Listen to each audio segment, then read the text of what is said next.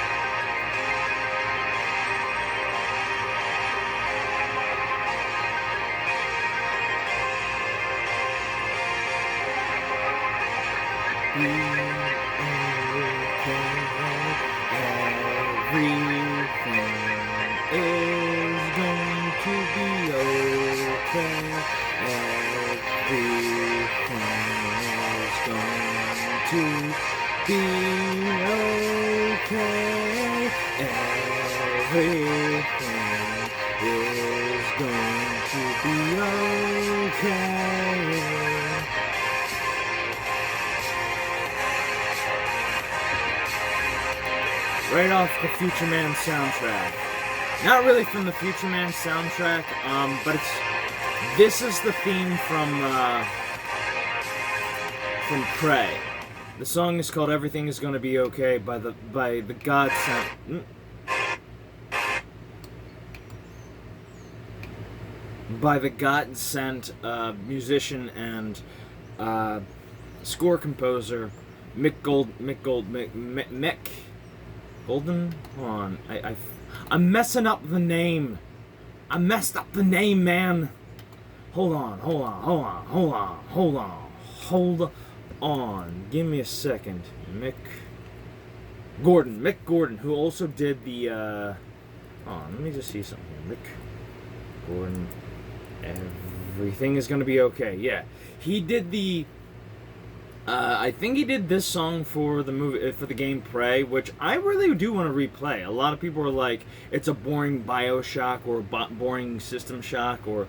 But here's my thing. I'm recently playing... I'm now replaying Bioshock. I'm playing Bioshock for the first time, and I'm going to be playing Bioshock 2 and Infinite later down the road. But right now I'm going to be playing...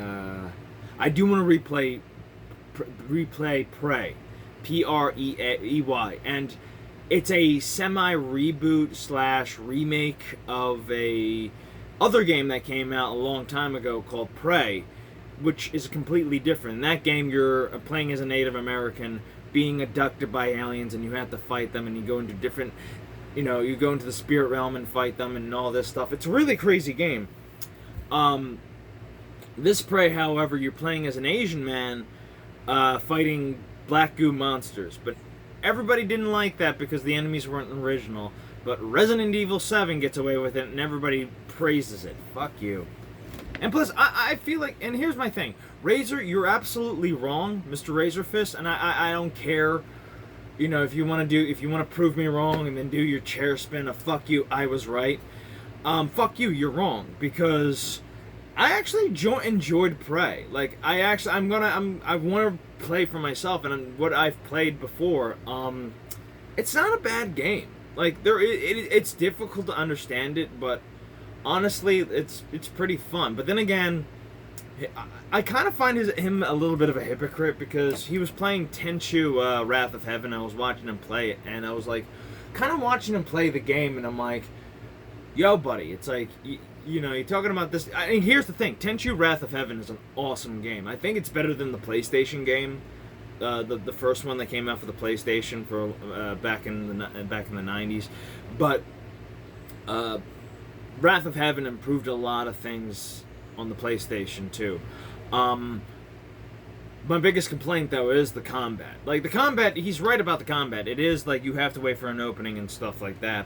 But it's also kind of like convoluted, especially when you're fighting multiple enemies. And yeah, it's a stealth game, but like, come on, amigo. I love you, Razor. Don't get me wrong.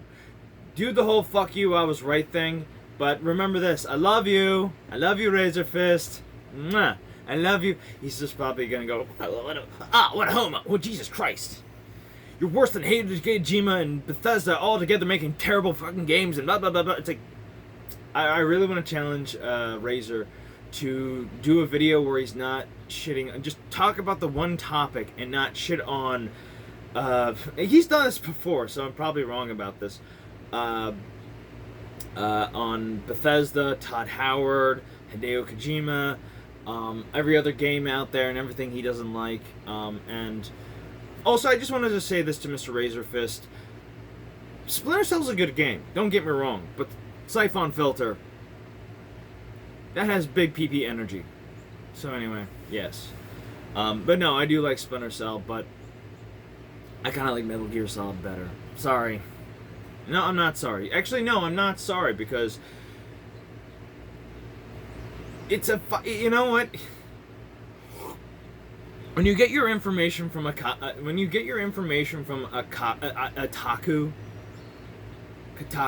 whatever the fuck that game company is, and then you're shitting on them in the same breath, you know, just because they gave out some information that they were shitting on Hideo Kojima doesn't, like, I don't know. You never mind. Cut that, because my mouth's not working. It's Sunday.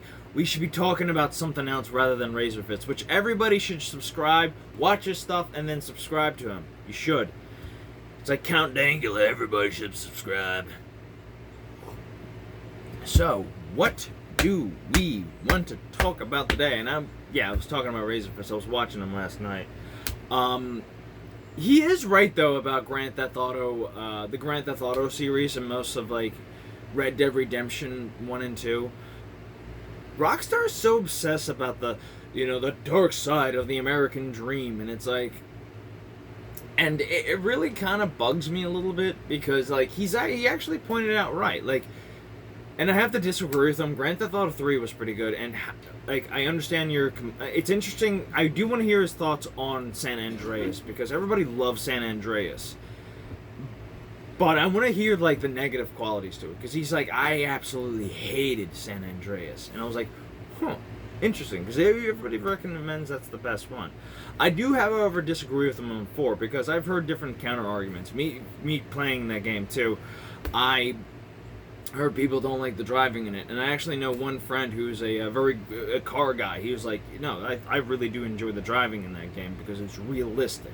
Like, if you're driving a muscle car and you're making a quick turn, there's physics in that, And I agree with him a lot on that. Like, all right. And I was, like, looking at him like, yeah, that makes kind of sense. I mean, not all cars will just, like, swerve out of the way, but, like, if you are going a little bit too fast and you are trying to get a getaway, yeah. And also, physics are fun. Let's be honest. But then again, Razor is a bit of an edgelord, so... edgy. He's an edgy boy. Hi, edgy boy. Then again, I'm just some guy, in his pajamas talking to the camera. So he's probably gonna watch this and go, "Well, who the fuck is this guy?" Hi. All right, no more shitting on Razorfist. In fact, I wouldn't shit on Razorfist. I like his channel too, and I like his opinions too. So yeah. But.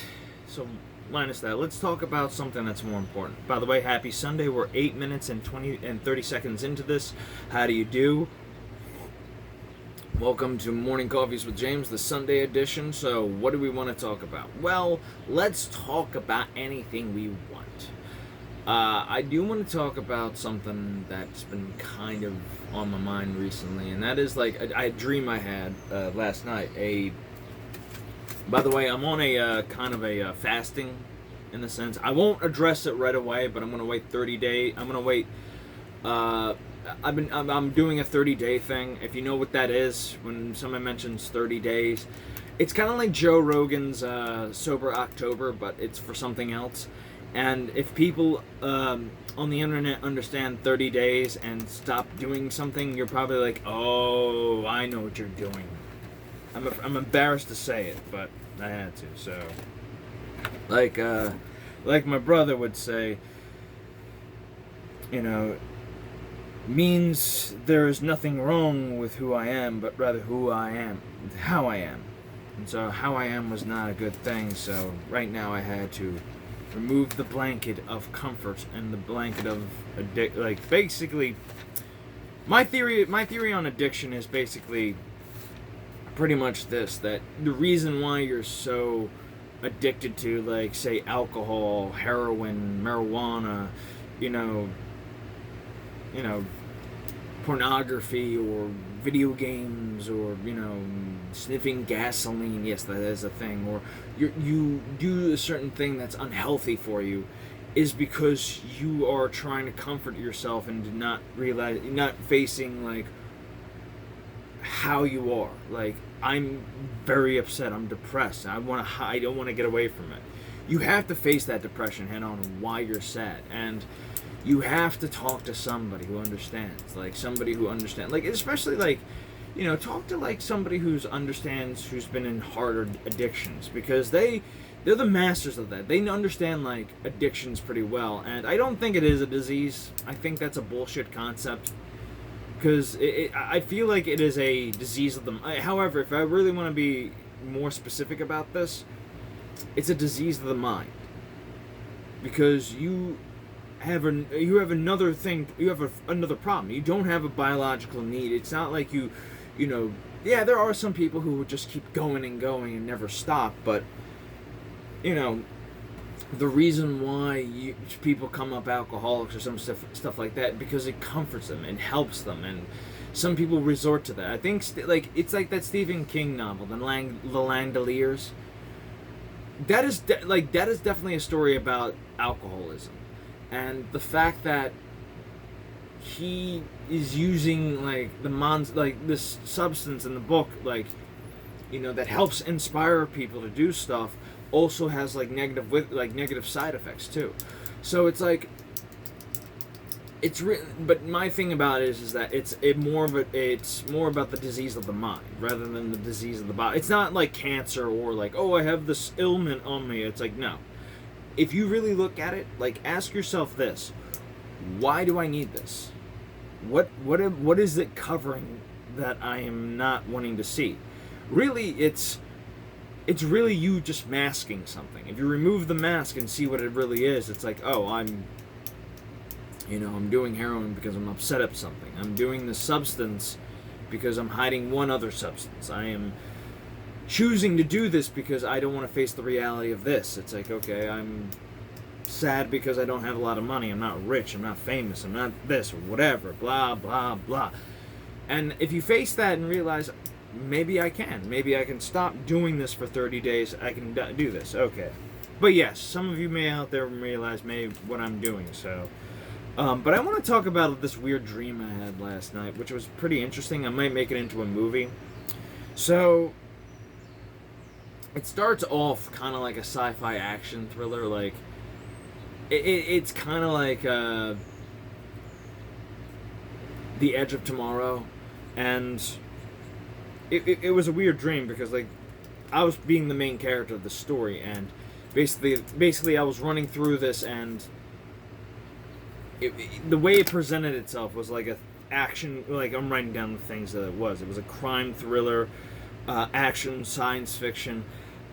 Basically, I died in it. So, but it wasn't like game over, that shit. I saw in it was like this green circle, and it's not a green circle, but like a green, like, looked like neurons going everywhere and stuff like that. And so...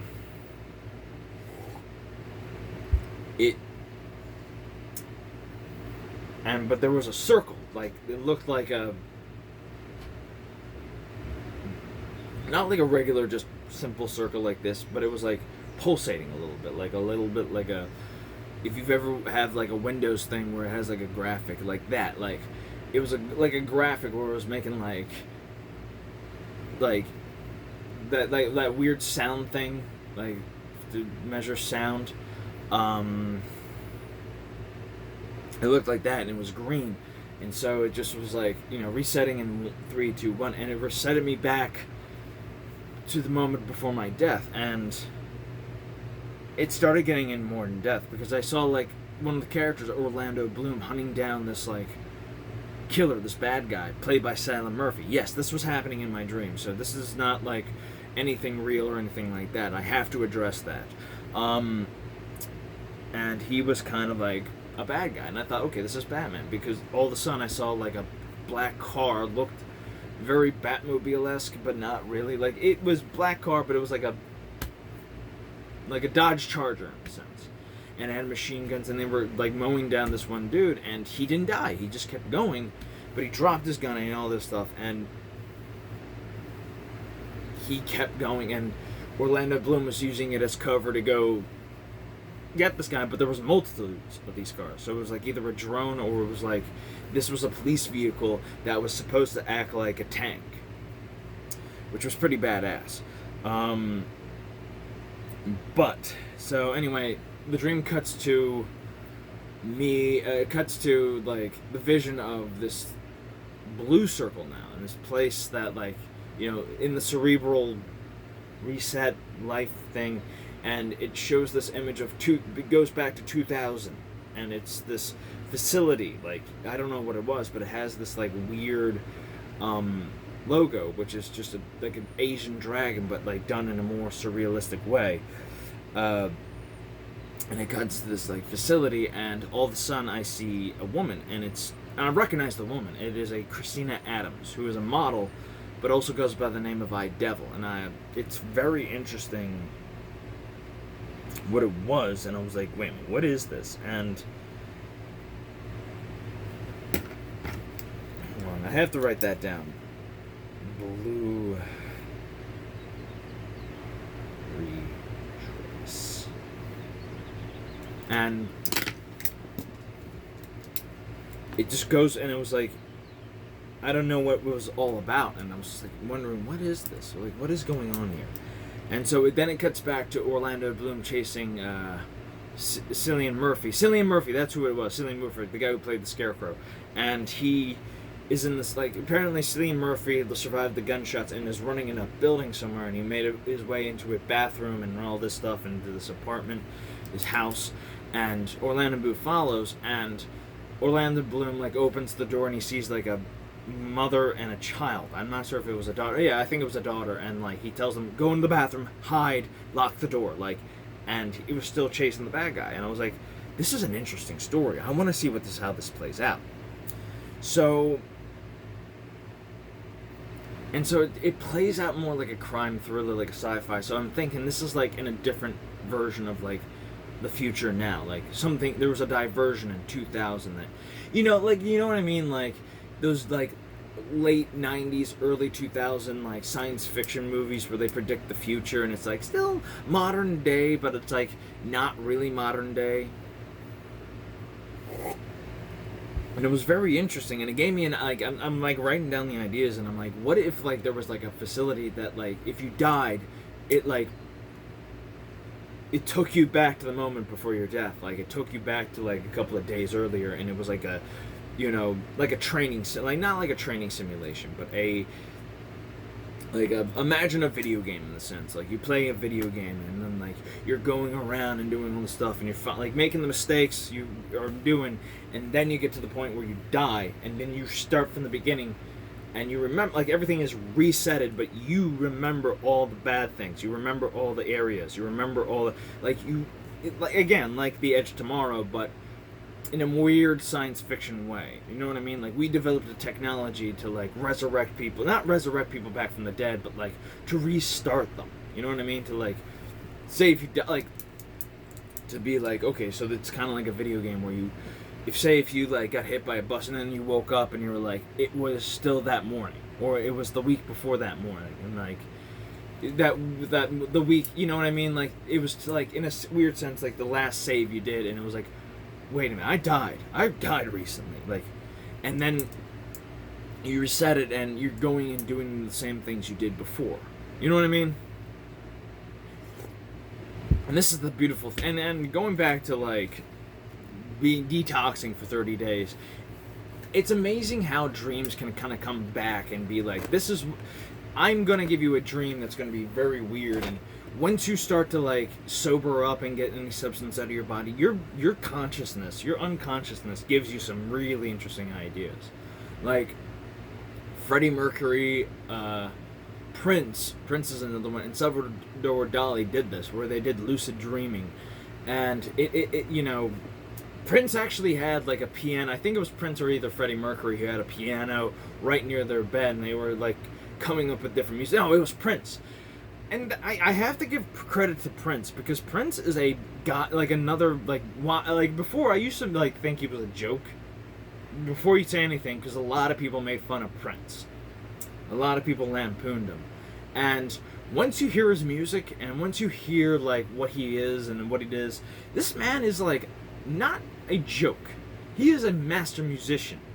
Like, he made the Batman soundtrack, and I'm so tired of people being like, criticizing, like, doing this comedic criticizing thing. Like, this is one of the reasons why I stopped watching The Nostalgia Critic, because it's like, there's a point of being critical, and there's a point of, just embracing bad, like, you shouldn't, like, be, like, so, like, harsh on, like, bad movies, or bad music, or a bad something, you know what I mean? Like, if it's, like, a bad TV show, or better yet, bad movies, because movies, I think, are universally, like, if it's a bad movie, if it doesn't entertain, like, my dad came up with this quote. I kind of hold it by myself. Not hold it by myself, but I actually, like, now use it when I, like, watch a movie. Did it entertain me? Like, for example, I'm going to use a movie that I think is bad. I think people universally know this is a bad movie, but I actually do enjoy it, because I like post-apocalyptic movies. Well, there's a couple of post-apocalyptic movies I do enjoy that are bad. Waterworld, The Postman. I think The Postman is the one movie I think people, like, criticize the most, but I think it had a great premise. If it stuck to the idea of a post-apocalyptic Western, like a neo-Western, post-apocalyptic neo-Western, that would have been great. I would have been like, cool, that's awesome. But they kind of didn't, and especially the ending, like, civilization just went back to normal casual. It's like, that doesn't make any sense.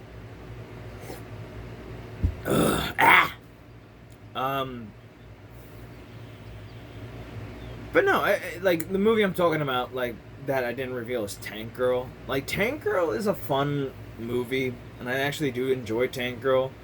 I do think it's a little bit overzealous feminist, it's a feminist movie a little bit at times, but then again, it's, when you have a female director doing it, you're making fun of the, men's penises, and you're making fun of, like, the animus, the male. It's like, yes, men can be bad, but not all men are bad, like, and that's also another thing I can't stand in those kind of tropes. It's like evil men who are rapey, like, and then there's one scene where, like, Rebecca gets kidnapped by Water and Power, and they're talking about, like, she's talking, like, teasing them about, like, hand jobs or some shit like that, and there's gotta be, like, one soldier who's just like, no, like, just sticks to the job, where he's like, no, I'm not gonna be tempted by you, you thought, where she's kind of trying to seduce him, he's like, nope, not working.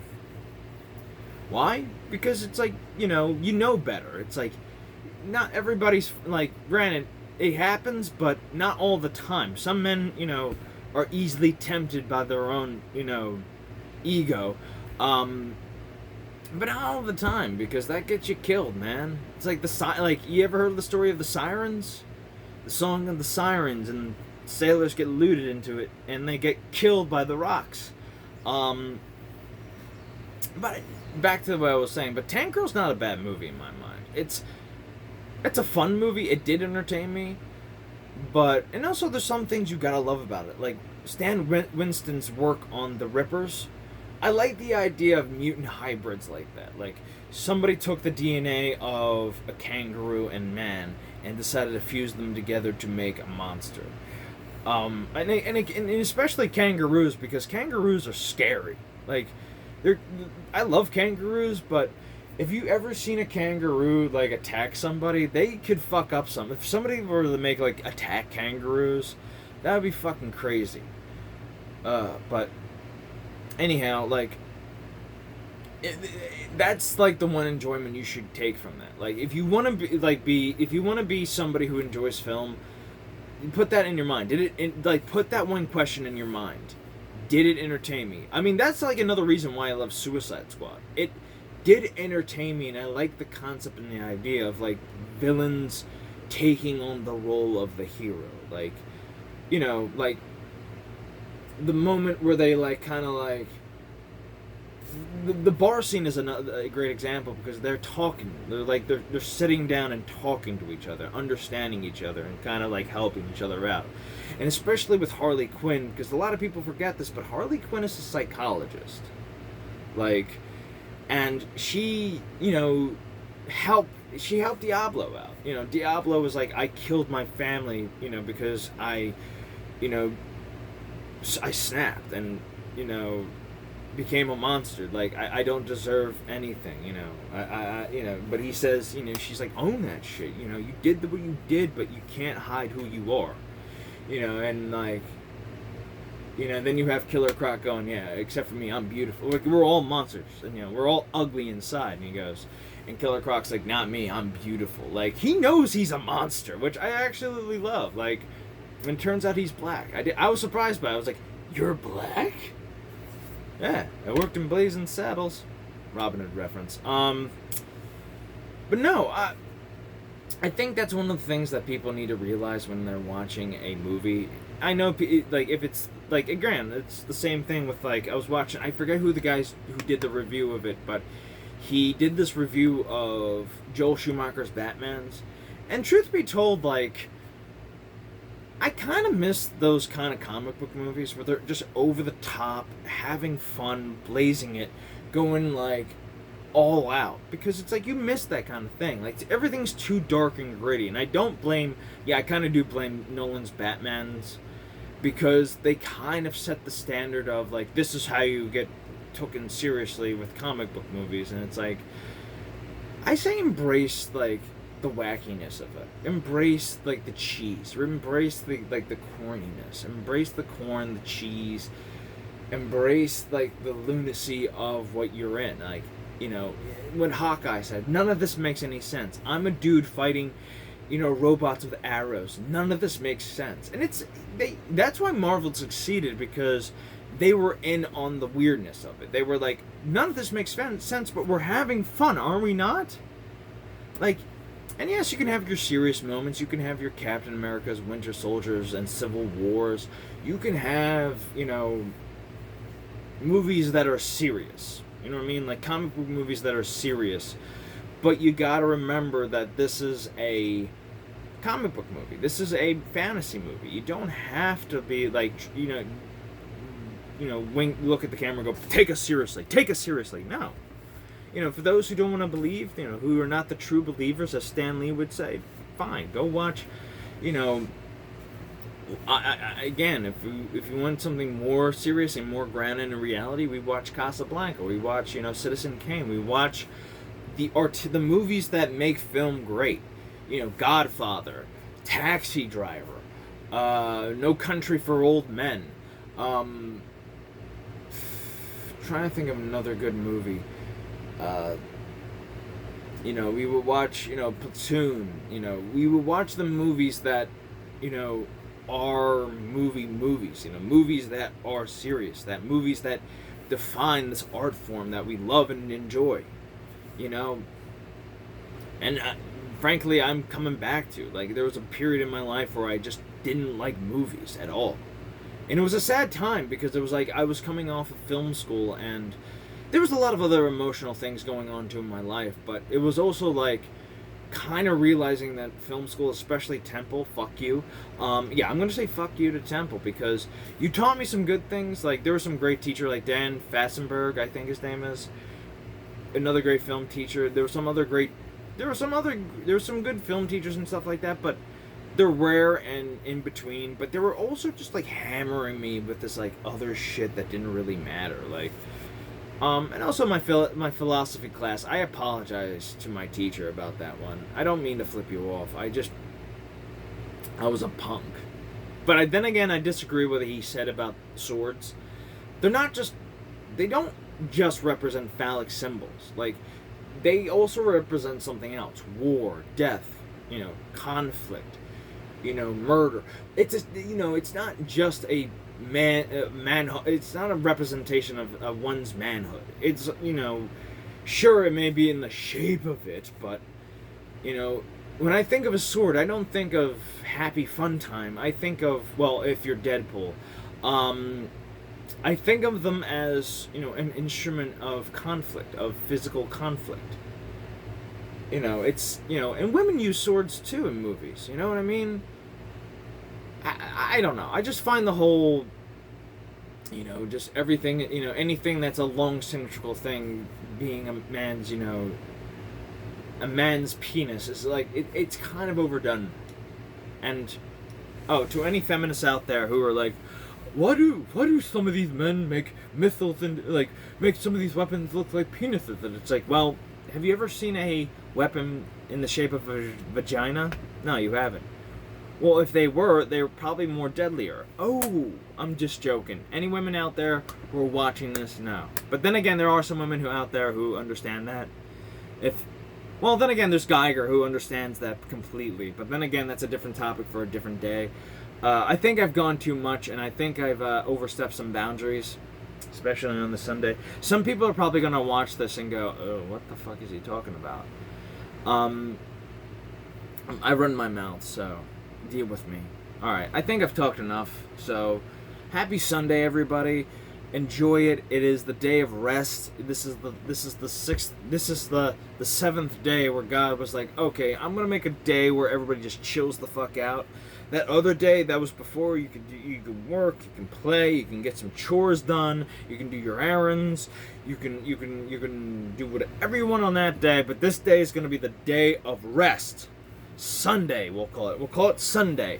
The other day will be called Saturday, and we'll be kind of based it on Chronos. Chronos, stop eating your children. God, oh God, stop eating them. Why? Because they're gonna overthrow you. They're gonna overthrow you anyways, because you ate them. If you didn't eat them, then maybe you wouldn't have a problem. Jeez Louise. How you doing, Thor? I have a theory about the gods, too. I have a very fun idea about the gods, anyhow. Not a theory, but an idea, so... So, anyway. That is it. I will see you guys later. Take care, love you, bye-bye. And remember to stay strong, to stay happy, and to love yourself. Okay? Okay? Yes, you're maybe sad right now, but the truth is, you're stronger. You don't need that. You don't need that booze. You don't need that weed. It's fun to have it once in a while, but the truth be told, you're strong. Just stand up. God gave you your gifts. Come on. Alright, never mind. I gotta figure out how to end these. Alright, take care. Love you, and bye-bye.